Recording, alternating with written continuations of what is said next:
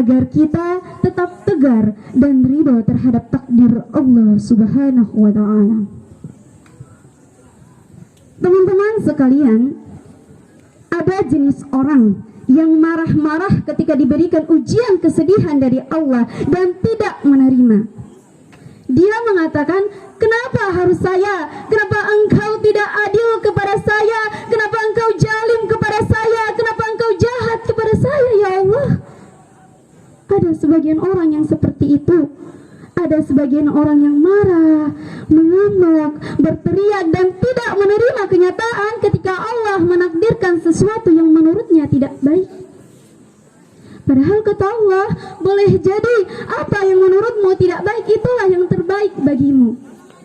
Maka hari ini teman-teman, kita belajar bagaimana cara kita agar ridho terhadap takdir Allah.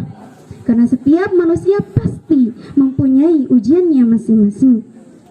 Allah Subhanahu wa Ta'ala berfirman dalam surah Al-Baqarah ayat 155. وَلَنَبْلُوَنَّكُمْ بِشَيْءٍ مِنَ الْخَوْفِ وَالْجُوعِ وَنَقْصٍ مِنَ الْأَمْوَالِ وَالْأَنْفُسِ وَالثَّمَرَاتِ وَبَشِّرِ الصَّابِرِينَ. Allah sendiri yang mengatakan kepada kita, teman-teman, Allah pasti akan menguji kita dengan ketakutan, kelaparan, kekurangan harta, kekurangan jiwa, kekurangan buah-buahan, dan berikan kabar gembira bagi orang-orang yang sabar. Itu orang-orang yang ketika diberikan musibah, dia langsung mengatakan, Inna lillahi wa inna lillahi raji'un. Ya Allah, suka-suka engkau, ya Allah, terserah engkau, ya Allah, mau ngapain aja, karena sesuatu darimu akan kembali lagi kepadamu. Dan kita berdoa teman-teman agar diberikan punggung yang kuat untuk bisa memikul semuanya dan diberikan kesabaran dan ridho terhadap takdir Allah. Sekarang akan kita bahas bagaimana cara kita agar ridho terhadap takdir Allah. Bagaimana caranya teman-teman? Bagaimana cara kita agar ridho terhadap takdir Allah? Yang pertama, mengimani takdir Allah Subhanahu wa Ta'ala. Teman-teman, setiap kejadian yang terjadi dalam kehidupan kita, kita tahu bahwa apapun yang terjadi sudah Allah takdirkan, sudah tertulis di Lauhul Mahfuz 50.000 tahun sebelum penciptaan langit dan bumi. Jadi hidup kita itu sudah disusun oleh Allah, setiap lembarannya, setiap peristiwanya, setiap adegannya, setiap episodenya, bahkan setiap hal yang sekecil pun, kita mengedipkan mata, kita menelan ludah, kita bernafas, itu tuh sudah dicatat oleh Allah 50.000 tahun yang lalu dengan rencana yang sempurna. Maka kenapa kita harus khawatir? Kenapa kita harus berlarut-larut dalam penyesalan kalau semua itu memang sudah ditakdirkan? Maka apapun yang terjadi, rezeki, maut, jodoh, kebahagiaan, kesedihan, itu sudah ditakdirkan oleh Allah 50.000 tahun sebelum penciptaan langit dan bumi. Maka beriman kepada Allah menjadi landasan kebaikan dan akan membuat seseorang semakin ridho terhadap takdir Allah. Allah Subhanahu wa Ta'ala berfirman dalam surah Al-Mu'min ayat 115 sampai dengan 116. Kata Allah, maka apakah kamu mengira bahwa sesungguhnya kami menciptakan kamu secara main-main saja dan kamu tidak akan dikembalikan kepada kami? Maka maha tinggi Allah, Raja yang sebenarnya, tidak ada Tuhan selain Allah yang memiliki arsy yang mulia. Jadi yakinlah bahwa setiap cobaan yang Allah berikan pasti ada hikmah yang akan kita pahami suatu hari nanti. Yang kedua, ingatlah, ujian yang menimpa kita tidak ada apa-apanya. Ingatlah, ujian yang ada pada diri kita belum seberapa. Makanya ketika Allah menakdirkan ujian kepada kita, disuruh kita lihat ke bawah. Kenapa?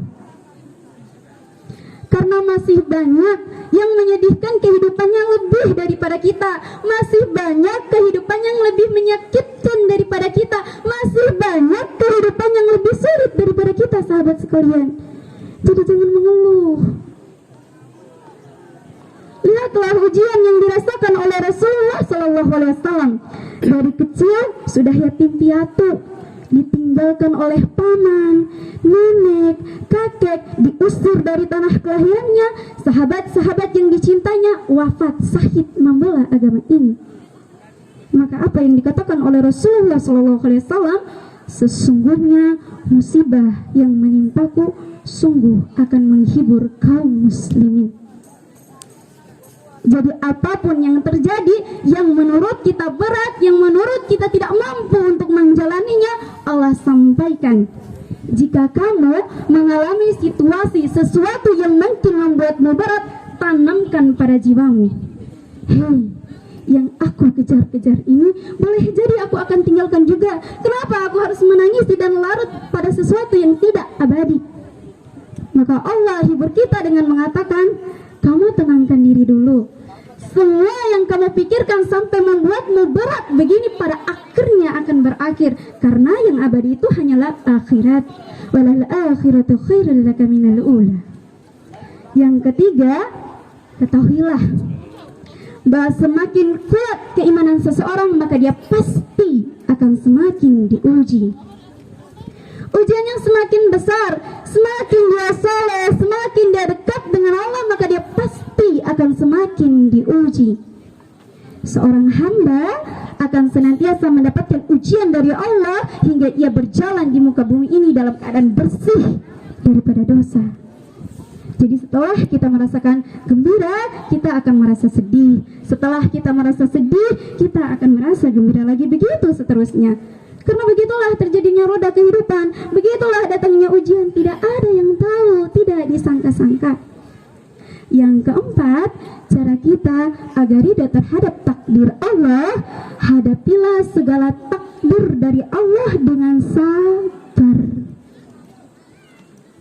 Ali bin Abi Thalib mengatakan sabar itu menahan hati dan lisan dari berkeluh kesah, menahan anggota tubuh dari perilaku-perilaku yang emosional seperti menambar, berteriak histeris dan lain sebagainya.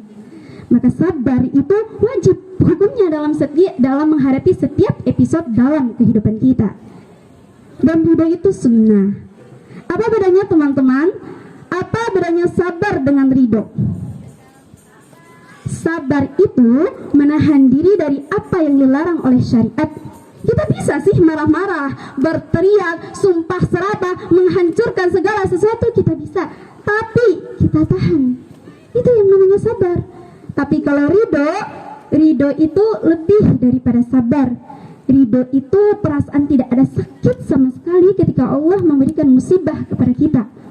Perasaan ridho itu perasaan menerima dan selalu berhusnudzon kepada Allah Subhanahu wa Ta'ala setiap ujian yang Allah berikan.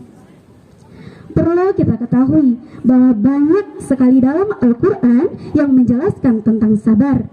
Salah satunya Allah Subhanahu wa Ta'ala berfirman dalam surah Ali Imran ayat 200. Ya ayyuhalladzina amanu sabiru wassabiru wattaqullaha la'allakum tuflihun. Wahai orang-orang yang beriman, bersabarlah kamu dan kuatkanlah kesabaranmu, dan bersiap siagalah di perbatasan negerimu, dan bertakwalah kepada Allah agar kamu beruntung. Begitu kata Allah. Teman-teman, sabar itu dilakukan di awal musibah. Sabar itu bukan sudah marah-marah dulu, sudah teriak-teriak dulu, sudah sumpah serapah dulu baru sabar, bukan. Tapi sabar itu dilakukan di awal musibah. Ketika Allah memberikan musibah kepada kita, langsung kita mengatakan inna lillahi wa inna ilaihi rajiun. Teman-teman, yakinlah bahwa pahala atas kesabaran yang kita lakukan itu sangat besar dan tanpa batas. Allah Subhanahu wa Ta'ala berfirman dalam surah Az-Zumar ayat 10 yang artinya sesungguhnya hanya orang-orang yang bersabarlah yang akan dicium pahala tanpa batas. Karena sabar itu tidak mudah. Tahan terhadap goncangan ujian Allah itu tidak mudah, tapi Allah tahu karena itu tidak mudah, makanya Allah berikan pahala tanpa batas. Makanya nanti di hari akhir malaikat akan menjemput kita dengan mengatakan Assalamualaikum bima sabartum. salam sejahtera karena kesabaranmu. Karena sabar itu susah, bisa tahan, bisa tetap tegak berdiri setiap ujian yang Allah berikan itu susah. Makanya Allah akan balas dengan pahala tanpa batas. Dan teman-teman, bagaimana jika rezekimu adalah cinta Allah kepadamu yang terwujud dalam berbagai macam ujian untuk menggenapkan pahalamu, menaikkan derajatmu. Karena Allah ingin sekali memberimu surganya yang tidak bisa digapai oleh amal salehmu, yang tidak bisa digapai dengan taubatmu. Teman-teman, ada sebuah quotes yang pernah saya baca, lakukanlah kebaikan walaupun itu melelahkan, karena lelahnya akan hilang, akan tetapi kebaikannya akan tetap bertahan. Tinggalkanlah dosa walaupun itu kamu sukai, walaupun itu menyenangkan bagimu, karena kesenangannya akan hilang dan dosanya tetap akan ada. Demikian yang bisa saya sampaikan, lebih dan kurangnya saya mohon maaf karena saya juga masih dalam proses belajar. Saya akhiri dengan mengucapkan alhamdulillah, wabillahi taufiq wal hidayah. Wassalamualaikum warahmatullahi wabarakatuh.